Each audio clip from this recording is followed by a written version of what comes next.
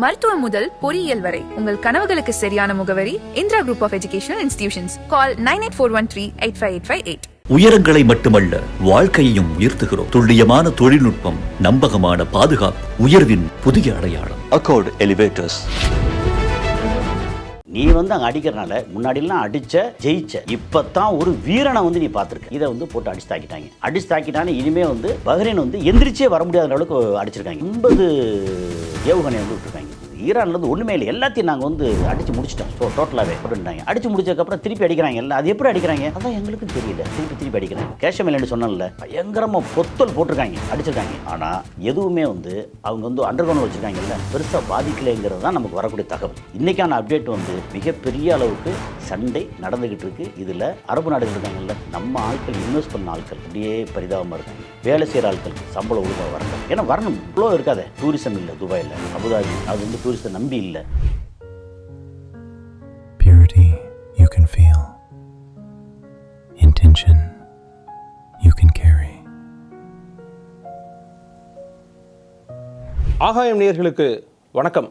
உள்ளூரில் என்ன நடக்குது அப்படின்றத பற்றி எவ்வளோ முக்கியத்துவம் கொடுத்து நம்ம பேசுகிறோமோ அதே மாதிரி வெளிநாடுகளில் குறிப்பாக வந்து இந்த ஈரான் அமெரிக்கா சண்டையில் என்ன நடக்குதுன்றத தொடர்ச்சியாக பேசிகிட்டு இருக்கிறோம். அந்த வகையில் இப்போது என்ன நிலைமையில் இருக்குது அப்படின்றது குறித்து நமக்கு தகவல் கொடுக்கறதுக்காக உலக செய்தி பகுப்பாய்வாளர் திரு கசாலி அவர்கள் நம்ம கூட இருக்காங்க. வணக்கம் சார். வணக்கம் கார்த்திக். உலகத்தில் குறிப்பாக சொல்லணும்னா அரபு உலகத்தில், ஈரானில், அதுக்கப்புறம் யூஎஸ் இஸ்ரேலில் என்ன நடந்துகிட்டு இருக்குது ஏற்கனவே நம்ம பேசியிருந்தோம். அமெரிக்கா போய் ஈரான் அடிக்க, ஈரான் வந்து அரபு நாடுகளில் ஒரு சில நாடுகளை போட்டு வெளியில் இழுத்துட்டாங்க அப்படின்ட்டு என்ன சிச்சுவேஷன் இப்போது? வழக்கமாக தொடர்ந்து பேசிகிட்டு இருக்கோம். இதில் வந்து எப்படின்னா இது பேசணும் இது பேசலை அப்படிலாம் இல்லை. உள்ளூர் அல் ஜசீரா மாதிரி நம்ம. ஆமாம், அல் ஜசீராவும் தாண்டி, ஏன்னா அல் ஜசீராவையும் நம்ம ரெஃபர் பண்ணுறோம், அப்புறம் டைம்ஸ் ஆஃப் இஸ்ரேலை ரெஃபர் பண்ணுறோம், அப்புறம் பிபிசி, இந்த ஈரானோட அஃபிஷியல் சேனல் ஒன்று இருக்கு, IRIB இருக்குது. அதாவது 1-2 விட்டு வைக்கிறது இல்லை. அதுக்கப்புறம் சவுதி கேசட், திடீர்னு சவுதிக்கும் இது இருக்குல்ல UAE, அங்கே பார்த்தா சவுதிக்காரன் வந்து UAEயோட பணத்தை பிடிச்சி வச்சுக்கிட்டேன், தரமாட்டுறாங்க. அது எல்லாமே சார் நம்ம வீடியோவே நம்ம பார்த்து ரெஃபர் பண்ணி நம்மளே பேசுகிற மாதிரி ஆயிடுச்சு. அவ்வளோ அப்டேட்டடாக வந்துடுச்சு. அவ்வளோ இருக்குது அப்டேட். என்னென்னா நம்ம டெய்லி வந்து இதை தொடர்ந்து பேசிக்கிட்டு இருக்கோம். என்ன வந்து இப்போ என்ன நடக்குது அப்படின்னா ஒத்த வார்த்தையில் இந்த இன்டர்வியூ முடிச்சிடலாம். இப்போ என்னென்னா நம்ம வந்து அதை பற்றி என்ன சொல்லுவோம்னா ஒரு வார்த்தையில், அந்த ஒத்த வார்த்தையில் வந்து இதை முடிச்சிருவோம். சண்டைன்னா சாதாரண சண்டை இதெல்லாம் இல்லை. ஆயுதங்களை வச்சு அடித்து பிக்கிற சண்டை, மேலும் சண்டை, பெரிய சண்டை, மிகப்பெரிய சண்டை, வரலாறு காணாத சண்டை, அப்படி போயிட்டு. ஆமாம், இதில் எதை சொல்கிறது? அதாவது நமக்கு வந்து ஒரு சீக்வன்ஸ் ஏற்கனவே பேசியிருக்கோம். நமக்கு எப்போ வந்து ஜூன் 18 கையெழுத்து போட்ட அன்னைக்கு 3 மணி நேரத்தில் வந்து லெபனான் இஸ்ரேல்காரன் அடித்தானோ, அங்கே ஆரம்பித்த சீக்வன்ஸ் திரும்பியும் அடிக்கிறான், அவன் கப்பல் அடிக்கிறான், திரும்பியும் வந்து அவன் 3 இடத்த அடிக்கிறான், 3 இடத்த அடிக்கலாம். இவன் வந்து நேராக இங்கே போய் அடிக்கலை, அமெரிக்கா போய் அடிக்கலை. ஆனால் அமெரிக்காவோட தளங்கள் இங்கே வச்சுருக்காங்கல்ல, அந்த தளங்களை போட்டு சாத்துறான். அப்புறம் எப்படி இங்கே சாத்த போச்சு அப்படின்னா அடுத்து பார்த்தா இன்னும் 2-3 கப்பலை விடுன்றான். அந்த கப்பல் போகாத அப்படின்னு ஈரான் சொல்கிறான். போவேன் அப்படின்னா அந்த கப்பல் அடிக்கிறான். எப்படி இந்த கப்பல் அடிக்க போச்சு அப்படின்னு நான் 5 இடத்த அடிக்கிறான் அமெரிக்கா. டேய், இவன் இந்த கப்பல் இங்கே அடிக்க வேணும், உனக்கு ஏண்டா வலிக்குது அப்படின்னு ஏற்கனவே கேட்டோம். அது அவனுக்கு வலிக்கத்தான் செய்யும். ஏன்னா உலகத்தின் மிகப்பெரிய ஒரு கேடுகட்ட உலகத்தையே வந்து ஆட்டி படையக்கூடிய, எவன் செத்தாலும் பரவாயில்ல, நம்ம வந்து நான் மட்டும் நல்லா இருந்தால் போதும் அப்படின்னு நினைக்கக்கூடிய அதிபர், ரூல் பண்ணக்கூடிய, அப்படி என்ன வேணால் சொல்லிக்கிறலாம் அமெரிக்காவை பற்றி. யாரை இவ்வளோ புகழ்றீங்க? அதாவது இப்போ யோசிச்சு பாருங்கள், வட அமெரிக்காவில் இருக்கக்கூடிய ஒரு USA அப்படின்ற ஒரு நாடு, அந்த நாட்டோட அதிபர் அவங்க வந்து இங்கே வந்து மத்திய கிழக்கில் போட்டு பாடாப்படுத்துறதில்ல. உங்களுக்கு எனக்கு நம்ம வீட்டு அடுப்பு, நம்ம வீட்டில் காரு, இது இப்போ இதுதான் காரணம் காட்டி ஒன்று டக்குன்னு எல்லாத்தையும் ஏற்றுறாங்கல்ல. நம்மளுடைய வாழ்வு வந்து இங்கே பாதிக்குதுல்ல. நியாயமான ஒரு கேள்வி சார். அவங்களுடைய லாபத்துக்கு இன்னொருத்தங்கிட்ட சண்டை போட்டு நம்மளோட வயிற்றில் அடிக்கிறதுன்றது. ஆமாம், நம்ம என்ன சொல்லுவோம், ஏதாவது ஒரு பிரச்சனையா, நீங்கள் வந்து ஒரு காலேஜில் படிக்கிறீங்க, பசங்களுக்குள்ள சண்டை பிரச்சனை, ரோடை வந்து மறிக்கிறாங்க அப்படின்னா எத்தனை நோயாளிகள் போவாங்க, எத்தனை பேர் அடிக்கடி பிஸ்னஸில் போவாங்க. கேட்போம்ல, உன் பிரச்சனை வந்து நீ வந்து உன் பிரச்சனை உன் காலேஜுக்குள்ள வச்சுக்கடா, உன் இடத்துக்குள்ள வச்சுக்கடா. நீ ரோட்டில் வந்து பொதுமக்களுக்கு பாதிக்குது, நம்ம எவ்வளோ கோவம் வரும். உனக்கு வந்து ஏதாவது வலிக்குது அப்படின்னா, நீ அமெரிக்காவில் வலிக்குதுன்னா நீ அங்கே போய் சொரிஞ்சுக்கடா. நீ வந்து இங்கே மிடில் ஈஸ்ட்டில் வந்து சொரிஞ்சிக்கிட்டு இருப்ப, இங்கே வந்து ஈரான் வந்து இப்படி பண்ணுறான் அப்படி பண்ணுறான்னு போய் சொல்லிட்டே இருப்ப. வருஷம் பூரா எத்தனை வருஷம் தான் நீ போய் சொல்லுவேன், போய் சொல்லிட்டே இருப்ப, நீ அடிச்சுட்டே இருப்ப. அப்போ உடனே வந்து எல்லோரும் வந்து ஆஹா சூப்பர், அவள் வந்து அப்படி அருமை இப்படி அருமை எல்லாம் வந்து பாராட்டிகிட்டு இருப்பாங்களா. நீ வந்து அங்கே அடிக்கிறனால முன்னாடிலாம் அடித்த ஜெயிச்ச, ஓகே, இப்போ தான் ஒரு வீரனை வந்து நீ பார்த்துருக்க. இதுக்கு முன்னாடி வந்து அடி வாங்கினாங்க, உள்ளுக்குள்ளேருந்து அடித்தாங்க.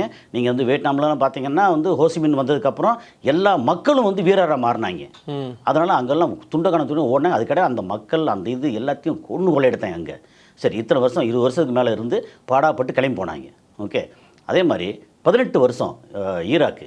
ஆனால் அவங்க வந்து ஆட்கள் நிறைய இழந்திருக்காங்க, அவங்களுக்கான ஆயுதம் இழந்திருக்காங்க. ஆனால் அங்கே இருக்கிற வளத்தை போகிற இப்போ வரைக்கும் கொள்ளடிச்சிட்டு இருக்காங்க. லிபியா ஒன்றும் சொல்லலை, ஆட்களுக்கு காசு கொடுத்தாங்க, டக்கு டக்குன்னு இருந்தாங்க, கடாஃபியை தூக்கி போட்டு முடிச்சு உடனே அவங்க கைப்பற்றிட்டாங்க. ஆப்கானிஸ்தான் போனாங்க, அங்கே பார்த்தா நேச்சுரல் மினரல்ஸ் அவ்வளோ இருக்குது, நமக்கு வெளியில் சொல்லாமல் மறைக்கிறாங்க அந்த வெஸ்டர்ன் மீடியா. நீ உள்ளே போய் பார்த்தீங்கன்னா அங்கே வந்து பெட்ரோல் வளம் இதெல்லாம் இல்லை. ஆனால் மலைகள் இருக்குல்ல, அந்த மலைகள் பூராமே வந்து வேல்யூபிள். அங்கே நேச்சுரல் மினரல் இருக்கு இல்லையா, அந்த இதெல்லாம் சொல்லுவாங்கல்ல, ரேர் எர்த் மினரல்ஸ், இதெல்லாமே நிறையா. அது பாகிஸ்தானில் இருக்குது, ஆப்கானிஸ்தானில் இருக்குது, அது ஒட்டி அப்படியே சைனா தானே, சைனாவில் நிறையா இருக்குது. அந்த மாதிரி இது எல்லாத்துக்கும் மினரல்ஸுக்காக அங்கே போட்டு எல்லாம் அங்கே போய் கொள்ள எடுத்து என்னென்னா சைனாவில் கை வைக்க மாட்டாங்களே, சைனாவில் நிறையா இருக்குது, சூடு வச்சுருவோம். இல்லது சைனா வந்து சாதாரண நாடு இல்லை. நீங்கள் வந்து 1945க்கு முன்னாடி வரைக்கும் சைனா வேறு பெரிய நாடு தான். ஆனால் வசதி இல்லாமல் வறுமைப்பட்ட நாடு. அப்போல்லாம் வந்து சைனாவை இத்தினோடு இருக்கக்கூடிய தீவுகளாக இருக்கக்கூடிய ஜப்பான் இவனை வந்து அடிமையாக வச்சுருந்தான், சின்ன வீடாக வச்சுருந்தான், தெரியுமில்ல. அதுக்கு மன்னிப்பு கேட்டான். நான் சின்ன வீடுன்னு சொல்லி தப்பாலாம் சொல்லலை. சைனாவோட பொம்பளை பிள்ளையில் பாடாப்படுத்துனதுக்கு கடைசியாக வந்து ஜப்பான்காரன் மன்னிப்பு கேட்டான். 2ஆம் உலக போரில் வந்து சைனா வந்து அப்பாவியாக கிடக்கான், அவன் வந்து பேர்ல் ஹார்பர் அடித்தான்ல, இந்த மாதிரிலாம் நடந்துச்சு. ஸோ இப்படி இருக்கிறதுல எவன் எங்கே அடித்தாலும் இன்றைக்கி வந்து உலகம் வந்து ஒரு இடத்துல வந்துருச்சு. இப்போ யோசிச்சு பாருங்கள், நமக்கு பிரச்சனை அப்படின்னா என்ன, நமக்கு அதிகபட்சம் போனால் பெட்ரோலில் ஏறுது, கேஸு பிரச்சனை பெருசாக இப்போ இல்லை, ஆனால் வரப்போகுதுங்கிறது, விலைவாசி ஏறுது. இதெல்லாம் தாண்டி நம்ம சொந்தங்கள் வந்து அங்கே நிறையா இருக்காங்கல்ல, எவ்வளோ பேர் சாகுறாங்க. இங்கே மாறி இவன் அடிக்கிறனால அவன் வந்து கப்பல் அடிக்கிறான். கப்பலில் நம்ம இந்தியர் வந்து ஒருத்தர் பள்ளி 5 பேர் வந்து இது கவலைக்கிடமா இல்லை சம்திங் அடிபட்டு கிடக்காங்க. பாதிப்பு நம்ம ரத்தம்ல அவங்கெல்லாம். நீ யாரா, நீ வந்து அங்கே அடிக்க பார்த்து நீ அடிக்கிறான், திருப்பி அடிக்கிறான். இல்லை நீ போகாத, ஹர்மோஸ் வந்து பேசி தீர்த்துக்கோன்னு சொல்லியாச்சுன்னா இதுவரை 40 வருஷம் சும்மா தான் இருந்துச்சு. அப்போ நீ என்ன பண்ண? அப்போது நம்ம இவங்க சொல்கிறது நம்ம அமெரிக்கா அண்ட் இஸ்ரேல். அமெரிக்கா வந்து இந்த இடத்துல கட்டுப்படுத்துறதுக்காக இஸ்ரேல் வந்து ஒரு கட்டி போடாத ஒரு வேட்டை நாயை வச்சுருக்காங்க. அப்போது இத்தனை நாடு நீ வந்து உன் கையில் எல்லாமே வந்து ஆயுதங்கள் இருக்குது, எல்லாம் இருக்குது, நீ வந்து அடிச்சுட்டே இருப்பேன்னா உண்மையிலே முதல் முறையாக ஒரு வீரனை பார்க்குறான். அதனால் இதை வந்து சமாளிக்க முடியாமல் போயிட்டுருக்கான், மாற்றி மாற்றி அடிச்சிட்ருக்கான்ல. இப்போ என்னாச்சு, இவன் முதல்ல 80 இடத்துல ஆயுதங்களை போட்டான். அடுத்து 3 கப்பல் அடித்த உடனே, ஈரான் அடித்த உடனே 90 இடங்கள் ஆயுதங்களை போட்டான். அடுத்து வந்து யுஏஇ கப்பல் இந்த பக்கம் போகுது, ஹர்மோஸ் இல்லாமல் இந்த கல்ஃப் ஆஃப் ஒமான் அந்த சைடில் போகுது. அதை ரெண்டு இப்போதைக்கு பேச்சுவார்த்தை நடந்துட்டு இருக்கும்போது நீ வந்து தனியாக ரூட் எடுக்காத அப்படின்னு சொல்லி பார்த்து அதை அடித்தாங்க. அடித்த உடனே பார்த்தா 130 இடத்துல போட்டாங்க. அவனுக்கு அமெரிக்காவோட மொத்த பார்வை எது அப்படின்னு சொல்லியாச்சுன்னா கேஷம் ஐலண்டுன்னு ஒன்று இருக்குது. கேஷம் ஐலண்ட், ஓகே. அந்த கேஷம் ஐலண்ட் வந்து கொஞ்சம் அப்படி நீளமாக இருக்கும். ஓகே, அதை வந்து கிட்டத்தட்ட இதில் சொல்லலாம், நம்ம வந்து செசல்ஸோ அல்லது நம்ம இது இருக்கு இல்லையா, அந்த மாநிலத்தில் சொல்லலாம். நீங்கள் கேஷம் ஐலண்டு பார்த்தீங்கன்னா கிட்டத்தட்ட ஒரு 1500 ஸ்கொயர் கிலோமீட்டர். சின்ன இதுதான். 1500 ஸ்கொயர் ஒன்றுமே இல்லையா, ஒரு 32,000, 3 லட்சம் 3 லட்சம் ஏக்கர். ஓகே ஓகே ஓகே அப்படி. ஸோ அதனால் அது ஒரு ஒரு 3 லட்சம் சம்திங் வச்சுக்கோங்க, ஒரு ஸ்கொயர் கிலோமீட்டர் 250 ஏக்கர் அப்படி கணக்கு பண்ணிக்கிறோம். அப்போ 1491 ஸ்கொயர் கிலோமீட்டர் கேஷம் ஐலண்ட். அதை நீங்கள் வந்து மேப்பு பாருங்கள் அல்லது க்ளோஸ்அப்பில் பாருங்கள், அங்கே வீடியோ ஃபோட்டோ நிறையா இருக்குது. பார்த்தீங்கன்னா லெவலான லேண்டே கிடையாதுங்க. திரும்பி பார்த்தா மலையே இருக்குது, கிடங்கு இருக்குது, ஏறி இறங்கி இந்த மேஸ்ன்னு சொல்லி விளையாடுவாங்க தெரியுமா, மேஸ். அது மாதிரி இங்கே போனால் அங்கே போய், அங்கே போனால் இங்கே போய், மேலே இறங்கிருக்கு, ஒரு இடமும் லெவலாக அப்படி இல்லை. அதுதான் வந்து ஈரானோட அந்த கேஷம் ஐலண்டு பாதுகாப்பு. என்னென்னா அதுக்கு கீழே தான் அண்டர் கிரவுண்டில் கம்ப்ளீட்டாக வந்து ஆயுதங்களை பூரா வச்சுருக்கான், மிசைல் அதுன்னு எல்லாத்தையும் வச்சுருக்கான். Okay okay. அங்கேருந்து தான் அந்த பக்கம் ஹர்மோஸ் ஒட்டி தான் இருக்குது. ஹர்மோஸில் வந்து ஹர்மோஸ்குள்ளே இருக்குது, ஒட்டி இல்லை, ஹர்மோஸுள்ள தான் இருக்குது. அந்த பக்கத்தில் கிழக்கு பக்கம் பார்த்திங்கன்னா இதோட பந்தர் அப்பாஸில் ஒரு சைடில் வந்து சபஹர், 3 போர்ட்டில் அதில் ஒரு port India port, India maintain பண்ணுற போர்ட்டு சபஹர் போர்ட்டு அப்படின்னா அந்த ஏரியா. அதுக்கு பின்னாடி இருக்கிறது வந்து சிரிக் டவுனு. அங்கே தான் பார்த்தா அந்த கம்யூனிகேஷன் டவர் அதுன்னு நிறையா வச்சுருக்கேன், இதெல்லாம் ஏற்கனவே பேசியிருக்கோம். ஓகே, இதை வந்து 130 இடத்துல அடித்தாங்க. இதை அடித்தோடனே அடிச்சிட்டா இவங்க வந்து சும்மா விடுவாங்களா? இவங்க வந்து என்ன பண்ணிட்டாங்க, பிளான் பண்ணி அமெரிக்கா இந்த இடத்துக்கு வந்து அடிக்கக்கூடாது, நீ வந்து இங்கேருந்து காலி பண்ணி போனால் போக மாட்டான். அவன் வந்து முரட்டுக்கு இருக்கான் அவன். ஏன்னா 27 இடங்கள் நிலைகள் வச்சுருக்கான். அதில் இங்கே பார்த்தா ஒரு 3 இடம், சவுதியில் 3 இடம், இங்கே வந்து தாஃப்ரான் ஒரு முக்கியமான இடம், இதில் ஓமானில் குவைத்தில், அங்கே குவைத்தில் 2 இடம், பஹ்ரைனில் 2 பெரிய கப்பல் படை ஒரு இந்த தளம், இருக்கிறதுல ரொம்ப பெருசாக வந்து கத்தாரில் அல் உதயன்னு சொல்லி இந்த பேர் சொல்லி நமக்கே வந்து ஃபுல்லாக தூக்கத்துலேயே மனப்படாய் போச்சு. இந்த மாதிரி வச்சுருக்கான்ல. ஃபஸ்ட்டு திங் வந்து அவன் இங்கேருந்து கிளம்பி வரக்கூடாது. அதுக்கு என்ன பண்ணான், கடைசி அடித்தது எப்படி அடித்தான்னா பிளான் பண்ணுறான்.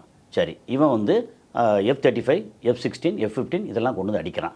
அடித்தா அது வெறுமனே என்ன காற்றுலையே பறக்கும், வெறுமனே பறக்குமா, அதுக்கு வந்து ஃபியூல் வேணும்ல, ரீஃபியூல் பண்ணணும்ல. சரி, ஃபியூல் எங்கேருந்து வருது, ஓமானில் ஃபியூல் ஃபில்லப் பண்ணி வச்சுருக்காங்க. ஓமானில் ஒரு போர்ட்டில், அது சோகார் போர்ட்டா அல்லது இந்த மாதிரி எந்த போர்ட்டில் போர்ட்டு பக்கத்தில் ரீஃபியூலிங் ஸ்டேஷன் இருக்காங்க, ஒரு இருக்குது. ஓகே, அதை போட்டு அடித்தான் ஈரான். நீ வந்து கப்பல் அங்கே வரும், ஃபியூல் வந்து அங்கே ஊற்றும், அப்புறம் ஃப்ளைட்டை வந்து இறங்கும், ஃபியூலை ஃபில்லப் பண்ணுவாங்க, கிளம்பி போவாங்க. அதை அடிச்சிட்டாங்க. அப்போ எங்கேருந்து எடுக்க முடியும்? ஏற்கனவே துபாயில் ஏர்போர்ட்டில் ஒரு வாட்டி கார்கோ ஐலாண்ட்லையே அது அடிச்சுட்டு வரும்போது தான் ஒரு ஃபியூல் டேங்க் ஒன்று துபாய் இன்டர்நேஷனல் ஏர்போர்ட்டில் பேக் சைடில் கிறிஸ்டல் சைடில் அதை வந்து ஃபில்லப் பண்ணிட்டு போனாங்க. அந்த டேங்கை மட்டும் வச்சு அடித்தாங்க. நீ எங்கெல்லாம் வந்து நீ ஃபில்லப் பண்ண கொடுக்குறியோ அங்கெல்லாம் அடிப்போம் அப்படின்னு சொல்லி. அதுக்கப்புறம் வந்து அவங்க அலர்ட் ஆகிட்டாங்க, ஐயாப்பா அப்படின்னு சொல்லிட்டு அலர்ட் ஆகிட்டாங்க. அப்போது இங்கே ஃபில்லப் பண்ணுற இடத்த அடிக்கிறாங்க. சரி, எங்கெல்லாம் கம்யூனிகேஷன் போகுது அப்படின்னு இங்கே பஹ்ரைனில் வந்து இருக்கிற மொத்த இடமே வந்து ரொம்ப சின்ன இடம்.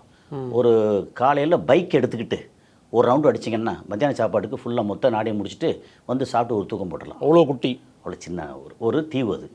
ஓகே, அங்கே நிறைய அதில் முக்கால்வாசி கையில் தான் இருக்குது.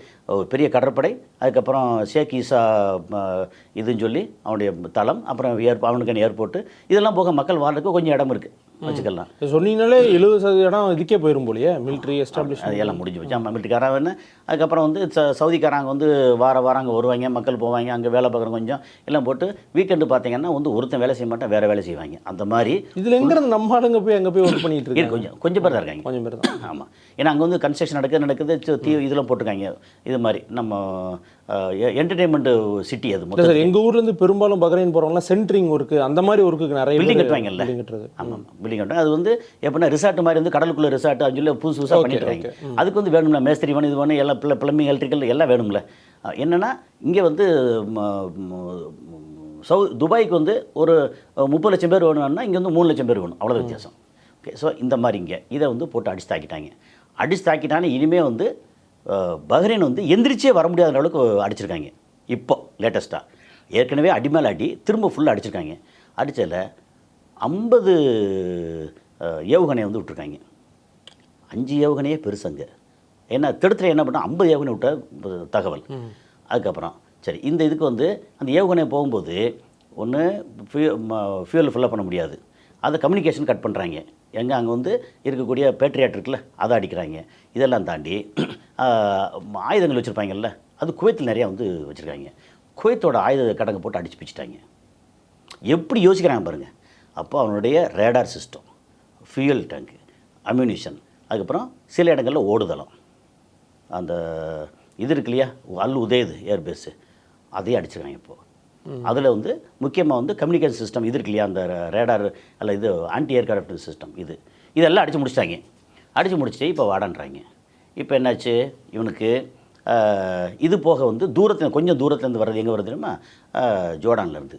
ஜோர்டான் வந்து பெரிய அவங்களுக்கான தளம். ஏன்னா ஜோர்டான் எப்போவுமே வந்து அமெரிக்கா வாழ்க அப்படின்ற ஆள் எப்போவுமே. ஸோ ஜோர்டான்லேயும் போட்டு பயங்கர அடி. அது தடுத்தது போக மிச்சம், அதாவது 50 மிச்சம் போகுது, அதில் 48 தடுத்துட்டாங்க. 2 போகுது, 2 விழுந்தாலும் என்னத்துக்காகும், அது விழுந்து அப்படி வந்து இது. அப்புறம் இஸ்ரேலில் விழுந்ததை பற்றி மட்டும் இன்னும் உருப்படியாக ஒரு தகவல் வரவே மாட்டேங்குது. தெரில, அது இஸ்ரேல் வந்து போட்டால் அது கொந்தளிப்பாக இது பண்ண அதெல்லாம் ஒன்றும் இல்லை, இன்னும் அமைதியாக இருக்கிற மாதிரி இருக்குது. சரி, இதெல்லாம் போட்டு அடிச்சு தாக்கியிருக்காங்க. இப்போது அமெரிக்கா வந்து திருப்பி இவங்கள வந்து அடிக்க வரணும். ஓகே, அடிக்க வரணுன்னா அவங்களுக்கு வந்து மேலே பறந்து போகிறதுக்கு வந்து சரி இங்கே விட்டாச்சு, ஃபியூல் ரீஃபியூல் பண்ணணும்ல, அதுக்கு வந்து KC-135ன்னு ஒரு ஃப்ளைட்டு கேள்விப்பட்டிருப்பீங்க. ஏரியல் ரிஃப்யூல். ஆமாம், அப்படியே வந்து அப்படியே இது பைப் ஓடும், அங்கே மேலே பறந்துட்டு இருக்கும்போதே ஃபுல்லாக பண்ணும். ஓகே, அதை வந்து நிறையா இதில் பென் குரியன் ஏர்போர்ட்னு கேள்விப்பட்டிருப்பீங்க இஸ்ரேலில். அதில் வந்து நிறுத்திருக்காங்க. இப்போ வந்து வேண்டான்றாங்க, இஸ்ரேல் வந்து நீ நிறுத்தாத அப்படின்னு சொல்லி அப்ஜெக்ட் பண்ணுறாங்க. இவனோட ஏவியேஷன் மினிஸ்ட்ரி இருக்குல்ல, அமெரிக்காவுக்கு அப்ஜெக்ட் பண்ணுறாங்க. அதான் ஆல்ரெடி சண்டே ஆயிடுச்சு அவங்களுக்கு சொன்னீங்களா? அது சண்டையாகி அப்புறம் சமாதானமாகி 2 பேரும் வந்து போய் பேச்சுவார்த்தை. அதுக்கப்புறம் இப்போ என்ன நடந்துக்கு தெரியுமில்ல, அங்கே வந்து பார்லிமெண்ட்டில் ஒரு 3.8 பில்லியன் கொடுக்கணுன்னு இருக்குல்ல, அமெரிக்கா இங்கே கொடுக்கணும், அது கொடுக்க முடியாதுன்னு சொல்லி பிரச்சனை ஓடிட்டுருக்கு. அப்போ Republican and democrat. Okay, Republican வந்து இவரோடது, யார் இவர் ஜெயிச்சு வந்திருக்காருல்ல, ட்ரம்ப்போட கட்சி. அப்புறம் டெமோக்ராட் ஆப்போசிட் கட்சி. ஓகே, என்னென்னா இவங்க 2 பேரும் சேர்ந்துல இதுக்கு முன்னாடி வந்து லோயர் ஹவுஸில் போகும்போது 4 பேரும் வந்து அங்கே ட்ரம்ப்புக்கு எதிராக ஓட்டு போட்டாங்க, சொந்த கட்சிக்காரனே. அது ஒரு பிரச்சனையாச்சு. ஓகே, இப்போ என்ன கிட்டத்தட்ட ஒரு 400-500 இதில் அது கலந்துக்கிட்டதில் பார்த்தீங்கன்னா ஒரு 300 லட்சம் பேர் வந்து ட்ரம்ப்புக்கு ஆதரவாகவும், அதாவது இதுக்கு இஸ்ரேலுக்கு ஆதரவாகவும், ஒரு 100 லட்சம் பேர் வந்து இஸ்ரேலுக்கு எதிராகவும். என்னென்னா அங்கே இருக்கிற யூத லாபி இருக்குல்ல, எல்லாத்தையும் விலைக்கு வாங்கிட்டாங்க. எல்லாம் நடக்கும், உனக்கு இவ்வளோ காசு தந்துடுறேன், அப்புறம் அங்கேயே அமெரிக்காவில் கடன் வாங்குவாங்க, அமெரிக்காலேயே லஞ்சம் கொடுப்பாங்க, இப்போ காசை வந்து ஓகே சொல்லி கொண்டு வந்து சேர்த்துருவாங்க. நம்ம வந்து அதான் நீ புதுசாக கண்டுபிடிச்சாலும் இல்லை, இஸ்ரேலோட பாலிசி எப்பவுமே அப்படி தான். இப்போ பண்ணிட்டாங்க, அதனால் அங்கே வந்து ஆதரவு கொடுக்குறாங்க. ஸோ சண்டைங்கிறதெல்லாம் முன்னாடி லேசாக வந்துடும். ஒரு குடும்பத்துக்குள்ள அண்ணன் தம்பிக்குள்ள என்ன சண்டை எப்படி வந்துச்சு, எல்லாம் முடிஞ்சா. இப்போ இந்தளவுக்கு வந்ததுக்கப்புறம் இவங்களுடைய KC-135 வந்து நிறுத்தக்கூடாதுன்றாங்க. அப்புறம் என்னடா காரணம் சொல்லி உள்ளே வந்து நிறையா டீட்டெயில் எடுத்து பார்த்தோம்னா, அவனோட ரிஃபைனரி இருக்குல்ல, ஸ்டோரேஜ் டேங்க், அதை பூரா வந்து என்ன அடிச்சு வச்சுருக்காங்க ஈரான். இப்போ இங்கே வந்து நீ நிறுத்தினேன்னா இதுக்கு ஃபில்லப் பண்ணுறதுக்கே எங்கிட்ட ஆயில் கிடையாது. ஓகே, அப்போ என்ன, அமெரிக்கா வந்து மொத்தத்துக்கு எப்படி போய் அடிக்கிறது, எங்கேருந்து அடிக்கிறது? அமெரிக்காவில் கிளம்பி வந்து அடிக்க முடியாது, 12,000 கிலோமீட்டர், 10,500 11,000 கிலோமீட்டர், அங்கேருந்து அடிக்க முடியாது. டியூகோ கார்சியா வந்து 4,000 கிலோமீட்டர், அங்கே வந்து ஃபில்லிங் ஸ்டேஷன் ரொம்ப குறைவு, பெருசாக இல்லை. இந்த நாடுகளில் தான் பெட்ரோல் இருக்குது, எல்லாம் இருக்குது, ஃபில்லிங் ஸ்டேஷன் எல்லாமே இருக்குது. அதை பூரா சொல்லி வச்ச மாதிரி அடிச்சிட்டாங்க. அப்போது ஏரியல் ரூட்டில் வந்து அடிக்கிறது கஷ்டம். சரி, இது இல்லைன்னா கப்பல்லாம் வச்சுருக்காங்கல்ல, நகரமாக வச்சுருக்காங்கல்ல, கப்பல் வரணும் அப்படின்னா கப்பல் வரமாட்டுது. 2 கப்பல் வந்திருக்கு, ஒரு 20-25 போர்க்கப்பல் வந்துக்கிட்டு இருக்கு அப்படின்னு சொன்னாங்க. வந்துக்கிட்டு இருக்குன்னாங்க, ஆனால் கண்ணில் காணும். ஏன் அவங்க தான் சென்ட்காம்லேருந்து சொன்னால் வருவாங்களே, அடிப்பாங்கல்ல, இவன் சும்மா இருப்பாங்களா? ஏற்கனவே 2 பெரிய கப்பலையும் அடித்து ஓட்ட போட்டு அவன் வந்து வெளியே கிளம்பி ரிப்பேர் கொடுத்துருந்தாங்க. ஆமாம், ரிப்பேர்னு எப்படி, அது வந்து அயன் பண்ணும்போது கொஞ்சம் தீ பிடிச்சிருச்சுன்னு சொல்லிட்டாங்க. தீ பிடிச்சா ஏன்டா பின்னாடி இவ்வளோ பெரிய ஓட்டையாக இருக்குது அப்படின்னா, அது பின்னாடி தீ பிடிச்சிருச்சு. நிறைய ட்ரெஸ் அயன் பண்ணியிருப்பாங்க.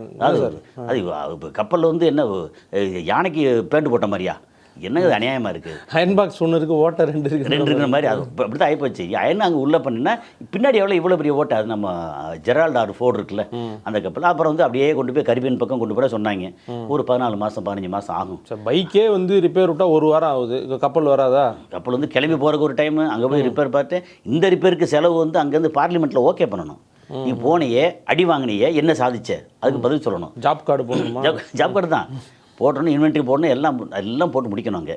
ஸோ இப்போ வந்து அந்த கப்பல் வந்து இன்னும் புதுசாக 2 கப்பல் வந்து வருதுன்னு சொல்லிட்டு இருந்தேன். இந்த வருது பார்த்தியா, டேய் வர்றான்டா வீரன் வர்றான்டா அப்படின்னா, அந்த வீரனை திரும்பி பார்த்தா காணும். ஏன்னா வீரன்னா வேறு தான் நினச்சிட போகிறாங்க. இல்லை, வீரன்னா கப்பல். ஓகே, கப்பலில் வந்து பெரிய அளவுக்கு இங்கே ஒரு 70-80 இதை வச்சுக்கிட்டு வர்றாங்க. இதெல்லாம் வந்துச்சுல. இப்போ என்னென்னா தரைப்படை வந்து 50,000 பேர் வந்து இங்கே வந்து GCC கண்ட்ரிகள்லாம் ஃபுல்லப் பண்ணி ஈரானை வந்து இறங்கி அடிக்க போகிறோம்டான்னு சொல்கிறாங்க. அதையும் காணோம். ஒரு 8,000 பேர் வந்து பாகிஸ்தானியர்கள் ஈரானுக்கு எதிராக வர்றாங்க அப்படின்னு சொன்னாங்க. 8,000 பேர் வந்து நல்ல அழகாக சாப்பாடு சாப்பிட்டுட்டு அங்கே உட்காந்துருக்காங்க. அங்கே 10 லட்சம் பேர் இருக்காங்க, 8,000 பேர் வந்து நினச்சி போகிறாங்க இங்கே. ஸோ என்னத்தை பண்ணாலும் தரைப்படை அங்கே உள்ளே போய் சாதிக்க முடியாதுங்கிறது நிதர்சனம். ஏன்னா காசாலே தரைப்படை உள்ளே போய் பெருசாக சாதிக்க முடியல, வான்வெளியில் அடித்து தான் இது பண்ணாங்க. லெபனானில் வந்து தரைப்படையை போய் ஏகப்பட்ட மெர்காவா டேங்கை வந்து பலி கொடுத்துருக்காங்க. தரைப்படையில் இஸ்ரேலாக இருக்கட்டும் அமெரிக்காவாக இருக்கட்டும் பெரிய தோல்வி. ஓகே, அவனோட பெரிய பலம் என்ன அப்படின்னா வான்வெளியில் வான் தாக்குதல் வந்து நம்பர் 1, சும்மா சொல்லக்கூடாது. ஓகே, இப்போ அந்த நம்பர் 1 இடத்த வந்து சைனா பிடிச்சிருக்காங்க, நிறையா கொண்டு வந்தாங்க. F-35க்கு ஈக்குவலாக வந்து J-35 அது வந்து சவுதி வாங்குகிறான், இவன் கத்தார் வாங்குகிறான், UAE வாங்குறாங்க சைனாட்டே இருந்து, அமெரிக்கா வேண்டாம்னு சொல்லி அந்த மாதிரி. ஸோ இந்த மாதிரி வந்துருச்சா. இன்றைக்கி அமெரிக்காவுக்கு எத்த தின்றா பித்தம் தெளியுன்ற இடத்துல கப்பல் வரமாட்டேங்குது. ஆட்கள் உள்ளே போக முடியலை. இவன் வந்து அடிச்சுட்டு உட்காந்துருக்கான். அப்புறம் ஹர்மோஸ் என்ன சொல்கிறாங்க, ஹர்மோஸ் அப்போ நாங்கள் வந்து இந்த ஹர்மோஸ் திறந்து விட்டாச்சு, உலகத்தில் அத்தனை நாடுகளுக்கு எல்லாத்துக்கும் திறந்து விட்டாச்சு எக்ஸப்ட் ஈரானுக்கு மட்டும் கிடையாது. அவன் ஊருக்கு போய் ஈரானுக்குள்ளே போய் ஈரான் மட்டும் இங்கே கிடையாது, மற்ற எல்லாத்துக்கும் வந்து திறந்து விட்டான். அதில் வந்து 20% எனக்கு வந்து கமிஷன் கொடுத்துருங்க. டேய், காசு அவன் வசூல் பண்ணுறான்னு சொல்லி தானே அங்கே போய் அடிக்கிறேன்னு சொல்லி சொன்னேன் நீ. அப்போ நீ 20% கேட்குறியா? ஒன்று ஈரான்னு சொன்னால் நாங்கள் அவ்வளோலாம் கேட்கல, நாங்கள் ரொம்ப ரொம்ப கம்மியாக தான் மெயின்டெனன்ஸ் கேட்குறோம். நீ 20% ரொம்ப டூ மச். இங்கே வந்து உன் இடத்த விட்டு போட்டு இங்கே வந்து நீ 20% கேட்குறேல்ல அப்படின்னு. அடுத்து வந்து இப்போ நைட்டே பார்த்தா, நைட்னா நமக்கு காலையில் வந்து ஐயோ அப்படிலாம் இல்லை, நாங்கள் வந்து எல்லாம் ஃப்ரீயாக விட்டோம். அதுக்கு பதிலாக வந்து சவுதி அரேபியா, UAE, கத்தார் இவங்கெல்லாம் வந்து அமெரிக்காவில் இப்போ பில்லியன்ஸ் அண்ட் பில்லியன்ஸ் இன்வெஸ்ட் பண்ண போகிறாங்க. அதனால் அந்த 20% நாங்கள் வந்து ரைட் ஆஃப் பண்ணிட்டோம். நினச்சா காலையில் ஒரு பேச்சு, சாயந்தரம் ஒரு பேச்சுங்கிறது புதுசாது. அப்புறம் வந்து ஒரு வார்த்தை வழக்கம் போல் அங்கே இது ஈரான்லேருந்து ஒன்றுமே இல்லை, எல்லாத்தையும் நாங்கள் வந்து அடித்து முடிச்சிட்டோம் டோட்டலாகவே அப்படின்ட்டாங்க. அடித்து முடிச்சதுக்கப்புறம் திருப்பி அடிக்கிறாங்க. எல்லாம் அது எப்படி அடிக்கிறாங்க அதான் எங்களுக்கும் தெரியல. திருப்பி அடிக்கிறாங்க. கேஷமேலன்னு சொன்னேன்ல, பயங்கரமாக பொத்தல் போட்டிருக்காங்க, அடிச்சிருக்காங்க. ஆனால் எதுவுமே வந்து அவங்க வந்து அண்டர் கிரவுண்டில் வச்சுருக்காங்கல்ல, அது பெருசாக பாதிக்கலைங்கிறது தான் நமக்கு வரக்கூடிய தகவல். ஓகே. இப்போ நம்ம வந்து நேராக போய் பார்க்குறது இல்லை, இவனுக்கு சாதகமாக பேசணும், இவனுக்கு பாதம் பேசணும் அப்படி இல்லை. என்னென்னா, என்னைக்கு ஒருத்தன் தேடி வந்து ஒரு ஸ்கூல் குழந்தைகளை அடித்தாங்களோ அவன் வந்து மனித குலத்துக்கு எதிரி. என்னைக்கு ஒருத்தன் வந்து கர்ப்பிணி பெண்களையும் குழந்தைகளை வந்து அப்புறம் சாப்பாட்டுக்கு தட்டேந்து நின்ற குழந்தைகளை வந்து அடித்தாங்களோ அவன் வந்து மனித குலத்துக்கு எதிரி. அதே விஷயத்தை சவுதி அரேபியா பண்ணியிருந்தாலும் அவங்க எதிரி, ஈரான் பண்ணியிருந்தாலும் அவங்க எதிரி. யார் பண்ணாலும் குழந்தைகளையும் கர்ப்பிணி பெண்களையும் இந்த மாதிரி பெண்களையும், அதாவது நிராதரவாக நிற்கக்கூடிய ஆட்கள் இருக்காங்கல்ல, அவங்களை எவன் அடித்தாலும் வந்து அவன் மனித குலத்துக்கு எதிரி. அவன் எந்த நாடாக இருக்கட்டுமே. ஆயுதம் இல்லாத சோல்ஜரே அடிக்கூடாதுன்றாங்க. அப்புறம் அந்த மாதிரி இருக்கும்போது வந்து பட்டினியில் தட்டேந்து நிற்கிறான், அவன் எப்படி இருக்கும், அவன் எதிரி. அது மாதிரி அதனால் இப்போ அமெரிக்கா வந்து மனித குலத்துக்கு எதிரி. மற்றபடி பார்த்தா அமெரிக்கா வந்து உலகத்துக்கு நிறையா பேருக்கு வந்து அறிவு கொடுக்குறான், டெக்னாலஜி கொடுக்குறான், நேரம் கொடுக்குறான். அந்த விதத்தில் பாசிட்டிவ் விஷயங்கள் இருக்குது. அவ்வளோதான். இன்றைக்கி சூழலில் வந்து அமெரிக்கா என்ன பண்ண போகிறேன்னு தெரியாத அளவில் ரொம்ப ஒரு பெரிய இக்கட்டான சூழலில் வந்து என்ன பண்ணுறாங்கன்னா, இங்கே ஏற்கனவே வந்து கொஞ்சம் ஒரு ஈரானில் நம்ம விரும்பத்தகாத குண்டு இருக்கு இல்லையா, அதை போடுறதுக்கு தயாராகிறத தகவல் வந்துக்கிட்டே இருக்குது. மசாலா குண்டு அது வந்து இவன் இஸ்ரேல் இருக்கான்ல, அதில் வந்து அளவு குறைந்த 50 கிலோ இல்லாமல் 40 கிலோ 30 கிலோ குழம்பு மசாலா மாதிரி சின்ன மசாலா அங்கே போட்டால் அங்கங்கே முக்கியமான இடத்துலாம் போட்டு அங்கே வந்து கதிரியக்கம்லாம் வர்ற மாதிரி எல்லாம் வந்து ரெடி ஆக்கி வச்சுருக்கதா கேள்வி. எனக்கு வந்து உறுதிப்படுத்தப்படாத தகவல். ஆனால் நான் தகவல் நிறைய பார்க்குறேன். அதில் தகவல் எனி டைம் இப்போ அமைதியாக இப்படி போய்கிட்டே இருக்குல்ல, ஈரான் வந்து நம்ம ஜெயிச்சிட்டோம் மாறா அப்படின்னு சொல்லிட்டு இருக்கும்போது தலையில் ஓங்கி தட்ட போகிறாங்களோன்னு ஒரு பயம் இருக்குது. ஓகே, மசாலா தான் இந்த உலகத்துக்கு வரக்கூடாதுன்னு நம்ம எல்லாரும் வேண்டிக்க வேண்டியதான். அவங்க கையில் மசாலா தான் இருக்குது. இவங்களை வந்து எந்த ரூட்லையும் ஜெயிக்க முடியல. தரைப்படை கிடையாது, வான்வெளியிலையும் பிரச்சனையாச்சு. ஏன்னா எல்லாத்தையும் அடிச்சு விட்டாங்களே, பிரச்சனையாச்சு. கப்பற்படை வரமாட்டேங்குது. அவனுக்கு வந்து பெரிய அரணா இருக்கிறதே பெரிய தொடராக இருக்கக்கூடிய மலை குன்றுகள், அதுக்குள்ளே அண்டர் கிரவுண்ட் வச்சுருக்காங்க. ஆட்கள் போகிற இப்போ அதுக்குள்ளே இருக்காங்க நிறையா தலைவர்கள் எல்லாமே. எங்கே போய் கொள்ளுவ போய்? அதனால் பிரச்சனை வந்து அவன் இயற்கை அரண் ப்ளஸ் அவனுடைய புத்திசாலித்தனம், அப்புறம் இவங்ககிட்ட வந்து கற்றுக்கிட்ட பாடம் எல்லாம் சேர்த்து அவன் பெருசாக இருக்காங்க. அவனுக்கு சப்போர்ட் வந்து சைனாவுக்கும் அமெரிக்காவுக்கும் இந்த இதோட சேர்த்து சொல்லிடலாம். அதில் ஒரு சின்ன வந்து முரண் வந்துச்சு. என்ன அப்படின்னா, சவுதி அரேபியா என்ன சொன்னாங்க, சைனாவை கூப்பிட்டு நாங்கள் வந்து ஈரானை விட கம்மியான ரேட்டுக்கு நாங்கள் வந்து ஆயில் தரோம்னாங்க. இல்லை வேண்டாம் நான் ஈரான்ட்டே வாங்கிக்கிறேன் அப்படின்ட்டாங்க. முடிஞ்சிச்சு. ஏன்னா சைனா வந்து ரூட் மாற்று. இது யாருன்னா அமெரிக்கா சொல்லி நீ வந்து கொஞ்சம் சைனாவுக்கு சப்ளை பண்ணு அப்படின்றது. சைனா எனக்கு வேண்டாம், நான் ஈரான்லேயே வாங்கிக்கிறேன். அப்போ நீ ஈரானில் வாங்கின அப்படின்னா உனக்கு 100% டாரிஃப் போடுவேன் அப்படின்னு சொல்லி அமெரிக்கா சொல்ல சைனாட்ட. நீ 100% டாரிஃப் போடு பரவாயில்ல, ஆனால் நான் வந்து இங்கே வாங்குறது நிறுத்த மாட்டேன். நான் வந்து உன்னோட பொருளுக்கு நான் டாரிஃப் போடுவேன். ப்ளஸ்ஸு இங்கேருந்து போகக்கூடிய ரேர் எர்த் மினரல்ஸ் வந்து கொஞ்சம் போகட்டும்னு சொல்லி இப்போ சமீபத்தில் வந்தாங்கல்ல, சைனாவுக்கு வந்தாங்கல்ல, அப்போ அக்ரிமெண்ட்லாம் நிறைய போட்டாங்கல்ல, அதை பூரா நான் மாற்றுவேன் அப்படின்னு சைனா வந்து அவன் மென்னியை பிடிச்சி ஆட்டிக்கிட்டு இருக்காங்க. இப்போ அமெரிக்காவோட நிலைமை வெளியிலேருந்து பார்த்தா அப்படி டீக்கா நல்லா அயன்மேன் ட்ரெஸ்ஸை போட்டு ஜம்முன்னு இருக்காங்க. உள்ளுக்குள்ளே பார்த்தா வெறும் காயமாக இருக்குது, பொருளாதார காயம். அது இடத்துல ஒன்றுமே பண்ணலை, பொருளாதார காயம். ஆனால் இங்கே வந்து என்ன செய்ய, இங்கே நீங்கள் ஈரான் எடுத்திங்கன்னா சட்டையும் கசங்கிருக்கு, கிழிஞ்சிருக்கு, உடலுக்குள்ளேயும் பயங்கர அடி வாங்கியிருக்கு. ஆனாலும் அந்த வீரத்தில் அப்படி எதிர்த்து நிற்பாங்களா, அந்த மாதிரி இதில் வந்து இப்போ புதுப்பேட்டையில் வந்து அடித்ததுக்கப்புறம் வந்து அடிக்கடான்னு சொல்லி தனு சொன்ன மாதிரி அப்படி நிற்கிறாங்க ஈரான். ஓகே. இன்னொரு பக்கம் இஸ்ரேல் எடுத்திங்கன்னா அடி வந்து இது வரைக்கும் லைஃப்பில் வாங்காத அடி வாங்கியிருக்காங்க.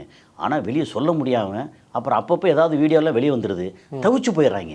போயிட்டு என்னடா பண்ணுறது, அமெரிக்காவும் அடி வாங்கியிருக்காங்க, நம்ம பெரிய நாளே அடி வாங்கியிருக்காங்க, நம்ம என்ன பண்ண போகிறோம் அப்படின்னு அதெல்லாம் போக அக்டோபர் 27 எலெக்ஷன் நடத்தியே தீரணும்னு ஃபைனலில் வச்சுட்டாங்க. அந்த எலெக்ஷனில் வந்து நெதன்யாகு வந்து ஜெயிக்கிறதுக்கான வாய்ப்பு ரொம்ப ரொம்ப ரொம்ப குறைவுன்றாங்க.